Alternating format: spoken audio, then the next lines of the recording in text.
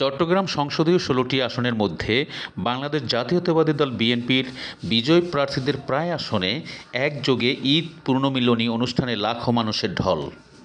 ২২শে March ঈদের পরের দিন রোববার চট্টগ্রাম ৮ আসনের নবনির্বাচিত সাংসদ আলহাজ এরশাদুল্লাহর নিজ বাড়ির আঙিনায় বেলা ১১টা থেকে চানগাঁও বোয়ালখালী, বিশেষ করে ৩, ৪, ৫, ৬, ৭ নং চট্টগ্রাম সিটি কর্পোরেশন ওয়ার্ডের নিজ দলীয় নেতাকর্মীদের উপস্থিত হতে দেখা যায়। এছাড়াও চট্টগ্রামের বিভিন্ন অঞ্চলের নানান সম্প্রদায়, উপসম্প্রদায়ের নারী ও পুরুষের উপস্থিতি ছিল চোখে পড়ার মতো। এ সময় উৎসবমুখর পরিবেশ দেখে আনন্দিত হয়ে আলহাজ এরশাদুল্লাহ বলেন, বন্ধুগণ, আমাদের মাঝে উপস্থিত হয়েছেন আমাদের বাংলাদেশ জাতীয়তাবাদী দলের কেন্দ্রীয় কমিটির আমাদের বর্তমান সহসাংগঠনিক সম্পাদক, আমাদের বাংলাদেশ সরকারের মাননীয় প্রতিমন্ত্রী ভূমি এবং পার্বত্য চালান প্রতিমন্ত্রী ব্যারিস্টার হেলাল সাহেব উপস্থিত হয়েছেন এবং ওনার সাথে ওনার সহসঙ্গীরা সাথীরা এসেছেন। আমি আমার পক্ষ থেকে, মহানগরী টিম পক্ষ থেকে, আমার চট্টগ্রাম আট নির্বাচনের পক্ষ থেকে ওনাকে ধন্যবাদ ও কৃতজ্ঞতা জানাচ্ছি। আজকে ওনার এখানে ঈদ অনুষ্ঠানের আয়োজন করেছেন। উনি এখানে এসে আমাদের সাথে যে ভাতৃত্ববোধ, আমাদের সাথে দলীয় যে দায়িত্ব উনি দেখিয়েছেন, তার জন্য আমার পক্ষ থেকে, আমার নেতৃবৃন্দের পক্ষ থেকে ওনাকে ধন্যবাদ ও কৃতজ্ঞতা জানাচ্ছি। বন্ধুগণ, আমরা বাংলাদেশ জাতীয়তাবাদী দলকে আপনারা 12ই ফেব্রুয়ারি বিপুল ভোটে নির্বাচিত করেছেন। আজকে সেই কারণে আমাদের নেতা তারেক রহমান সাহেবের নেতৃত্বে আজকে বাংলাদেশ মসনদে বাংলাদেশ সরকার গঠন করেছেন। এই জন্য আমি মনে করি সবচেয়ে বেশি কৃতিত্বের দাবিদার হচ্ছে বাংলাদেশের জনগণ, বাংলাদেশের 18 কোটি মানুষ। সুতরাং বাংলাদেশের 18 কোটি মানুষ বাংলাদেশ জাতীয়তাবাদীর প্রতি, আমাদের তারেক রহমান সাহেবের প্রতি যে আস্থা, যে ভালোবাসা, যে সমর্থন দেখিয়েছেন, এটা অভূতপূর্ব। আমরা 212টি সংসদ 2/3 ভোটে নির্বাচিত হয়ে সরকার গঠন করেছেন। আমি মনে করি এটার কৃতিত্ব বাংলাদেশের 18 কোটি মানুষের, প্রতিটি মানুষের তাদের সমর্থনের কারণে আজকে বাংলাদেশ জাতীয়তাবাদী দল ক্ষমতা প্রতিষ্ঠিত করেছেন। সেই আস্থা এখন আমাদেরকে প্রতিফলন করতে হবে। আমরা বিভিন্ন উন্নয়নের মাধ্যমে আপনাদেরকে আস্থা আমাদের রেখেছেন, সেটার জন্য আমরা আপনাদেরকে আস্থা প্রতিফলন ঘটিয়ে বিভিন্ন উন্নয়ন কর্ম রীতিমতো শুরু হয়েছে। আমাদের নেতা তারেক রহমান সাহেব প্রবর্তন করেছেন, কাজ শুরু করেছেন, খালকাটা শুরু করেছেন, মসজিদ মুয়াজ্জিম এবং বিশেষ করে খতিবদের তাদের ভাতা দেওয়া শুরু করেছেন এবং অন্যান্য যেসব প্রকল্প আমাদের ইলেকশন ম্যানিফেস্টোতে ছিল সেগুলি শুরু করেছেন। আমাদের বিশেষ করে বোয়ালখালীবাসীর কালুঘাট ব্রিজের কাজ অতি শীঘ্রই শুরু হবে। আমি মাননীয় প্রতিমন্ত্রী সাহেবকে এই ব্যাপারে ওনার সহযোগিতা কামনা করছি। কালুঘাট ব্রিজ অত্যন্ত গুরুত্বপূর্ণ, কারণ এই ব্রিজের মাধ্যমে কক্সবাজার রেললাইন হয় এবং আজকে যে বোয়ালখালীকে আমরা অন্ধকার দেখতে পাই, এই ব্রিজ হয়ে গেলে আমরা বোয়ালখালীকে আলোকিত করতে পারবো। সুতরাং ব্রিজের মাধ্যমে বোয়ালখালীর ব্যাপক উন্নয়ন, বিশেষ করে শিল্প উন্নয়ন থেকে শুরু করে বিভিন্ন কর্মসংস্থান থেকে শুরু করে বাংলাদেশের অর্থনীতির বিরাট একটা সুযোগ সৃষ্টি হবে।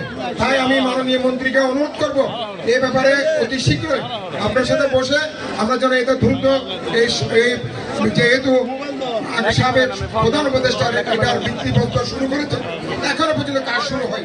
আমরা কাজ করার যে পরিকল্পনা আছে সেটা নিয়ে এগিয়ে যাব। আমি আবারও আজকে যে বিশেষ করে মহানগর বিএনপির সকল নেতৃবৃন্দ, যুব দল, ছাত্র দল, স্বেচ্ছাসেবক দল, কৃষক দল, মহিলা দল, আমাদের পেশাজীবী নেতৃবৃন্দ, আমাদের বিশেষ করে আমাদের চট্টগ্রাম নির্বাচনের সকল নেতৃবৃন্দকে ধন্যবাদ জানিয়ে আমি কিছু আজকে আমাদের আপনাদের উদ্দেশ্যে কিছু বক্তব্য রাখার জন্য মাননীয় মন্ত্রীকে অনুরোধ করছি। ধন্যবাদ সবাইকে।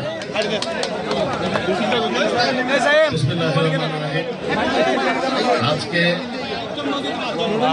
এই এলাকার সবচেয়ে জনপ্রিয় সন্তান, আপনাদের ভোটে বিপুল ভোটে নির্বাচনের সদস্য, চট্টগ্রাম মহানগর বিএনপি ক্রান্তিকালে যিনি আহ্বায়কের দায়িত্ব গ্রহণ করেছেন এবং এই 5ই আগস্ট 2024-এর আগে পর্যন্ত যে মানুষটাকে আমি সবসময় আন্দোলন সংগ্রামে পাশে পেয়েছি এবং অগ্রণী ভূমিকা উনি রেখেছেন এবং যেই কারণে আমাদের দলের নেতা চেয়ারম্যান জনাব তারেক রহমান এবং গণপ্রজাতন্ত্রী বাংলাদেশ সরকারের মাননীয় প্রধানমন্ত্রী ওনাকে এই এলাকা থেকে মনোনয়ন দিয়ে এই এলাকা সহ চট্টগ্রামের উন্নয়নের দায়িত্ব দিয়েছেন সেই আমাদের অত্যন্ত প্রিয় জনাব এরশাদুল্লাহ সাহেব এমপি সাহেব এবং উপস্থিত এলাকাবাসী, আসসালামু আলাইকুম।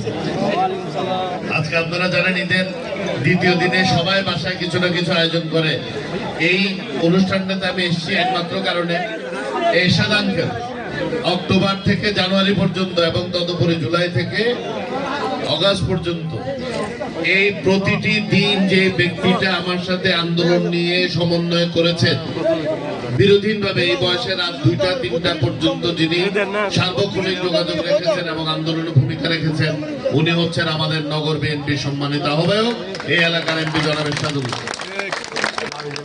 এবং আমি একটা দায়িত্ববোধ থেকে এখানে এসেছি, কারণ ওই সময়ে যদি এই সাহায্যটা উনি আমাকে না করতেন তাহলে এই কাজটা অনেক কঠিন হতো, এখানে অনেক ধরনের আমরা সংকটে পড়তাম।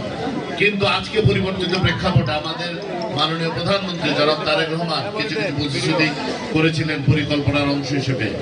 1 মাসের আগে উনি সমস্ত প্রতিশ্রুতি পালন করতে পেরেছেন আলহামদুলিল্লাহ।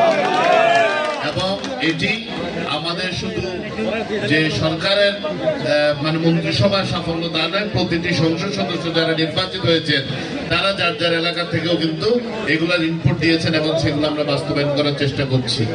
আজকে উনি যে কথাটা বললেন, আমার বন্ধুঘর সড়ক জনপথ ও রেল প্রতিমন্ত্রী জনাব হাবিবুর রশিদ হাবিব গত শুক্রবার চট্টগ্রামে এসেছিলেন এবং প্রথম কথা আমি বলেছি কালুরঘাট ব্রিজের কথা, কারণ এটাই আপনারা ইনশাল্লাহ এমপি মহোদয় মন্ত্রী এবং প্রতিমন্ত্রীকে একটি ডিও লেটার দিবেন এবং একই ডিও লেটার আমিও আপনাদের পক্ষ থেকে মন্ত্রী এবং প্রতিমন্ত্রীকে দেব।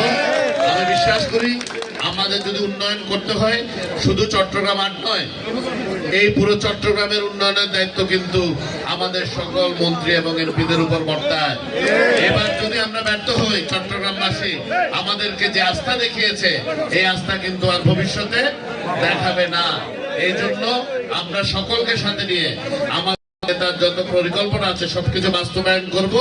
একই সাথে চট্টগ্রামের প্রতি যদি মনে হয় কোন জায়গায় কোনো বৈষম্যমূলক আচরণ করছে, অবশ্যই সেটা সরবে প্রতিবাদ করব এবং সেটাকে সমাধানের চেষ্টা করব ইনশাআল্লাহ। আমাদের এখানে বোয়ালখালী এই কালুরঘাট ব্রিজ অবশ্যই এটা সমাধান হওয়া প্রয়োজন। এছাড়াও আপনাদের যে জলবদ্ধতার সমস্যা আছে, আরো রাস্তাঘাটের সমস্যা আছে, প্রতিটির ব্যাপারে আমরা সম্মানিত সংসদ সদস্যের সাথে মিলে ওনার পরামর্শক্রমে ওনার কি কি প্রয়োজন এগুলো নিয়ে আমরা অবশ্যই কাজ করব এবং ইনশাল্লাহ এই 5 বছর পরে চট্টগ্রামের মধ্যে অন্যতম উন্নত এবং সমৃদ্ধ। সবাই ভালো থাকবেন। আমি আবার আমার নিজের অনুষ্ঠানে যেতে হবে। আমি শুধুমাত্র আমার চাচা, উনি আমাকে অত্যন্ত স্নেহ করেন এবং আমরা একটা পরিবারের মতো। আমি ভাবলাম যে এই এলাকার লোকের সাথে এই এলাকায় এসে দেখা করে যাই। সবাই ভালো থাকবেন। ঈদ মোবারক।